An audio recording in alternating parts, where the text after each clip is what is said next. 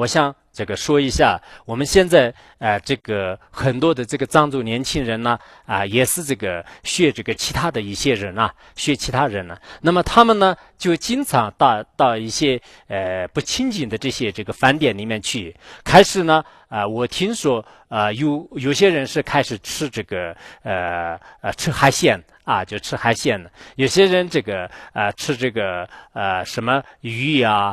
还有这个蛇就甚至这个兔子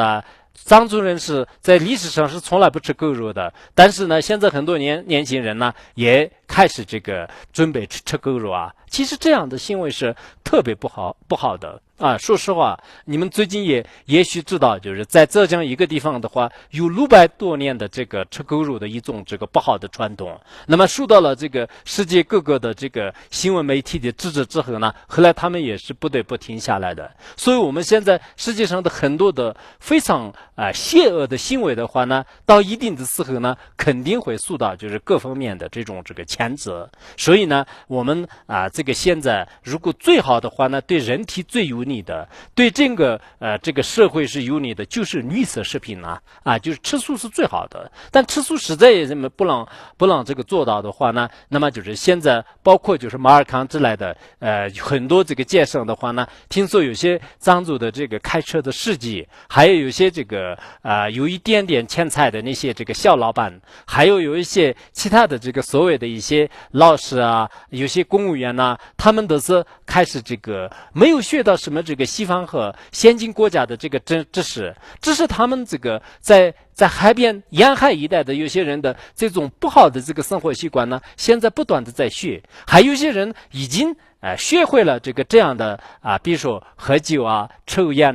还有说是这个吃下鱼那这样的话呢，就是自以为是自己是很光荣的。其实我们真正的这个光荣或真正的这个羞耻呢，就是在什么样的界限这一点我想是我们很多人应该就是值得用自己的智慧来这个观察用自己的智慧来观察其实我们现在在这个韩地或者说是在其他地方的话呢，大多数的一些知识分子真正就是懂得一些人类这个慈悲的一些重要性的这些人的话呢，他们对这样的这种这个事物呢现在进一步的在这个分析就进一步的分析。我们如果人类就是吃的肉太多了，吃的这个海里面的这个生命就是太多的话呢，那么身上什么样的病毒可以得到就是包括就是得癌症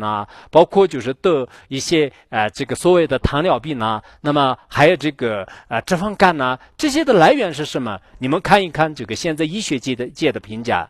从来不是信佛教的这些人的话呢，那么对这个动物的生命，对动物的这个血乳呢是什么样的这个看待？那么这一点我想是我们作为藏族的一些知识分子也好，一般的一些这个农民也好，或者说是牧民也好，应该就是观察就这样呢就是才能对自己的生活应该是有意义的就有意义的。我想还有这跟大家就是要说的就是第4点的话呢就跟这个说一下我们的这个在嘉绒一带为主的就是很多的这个寺院寺院里面的话呢，那么就是平时的这个行为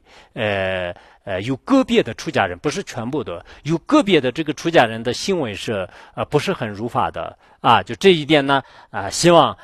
就各个寺院的一些负责人，各个寺院的这些官家呢，就是应该长期的去观察，尤其是在大城市里面，极个别的一些出家人呢，在这个穿着上、行为上的话呢不伦不类的就不伦不类的，比如说头发留得长长的，然后上面就是穿着一个西装或者说是在家的衣服，下面呢就是用出家的这个裙子，在这样的话呢